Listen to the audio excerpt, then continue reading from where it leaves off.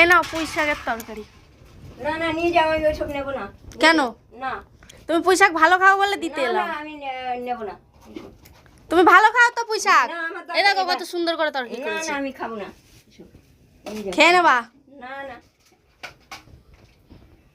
তুমি তো পুঁই শাক ভালো খাও বলে দিলাম, খাও না। ফোন করো কেন? না না আমি খাবো না। দাও তো দুটো গজাই খাই। পরে দেবো, এখন আমি দেবো না কাউকে। কেন?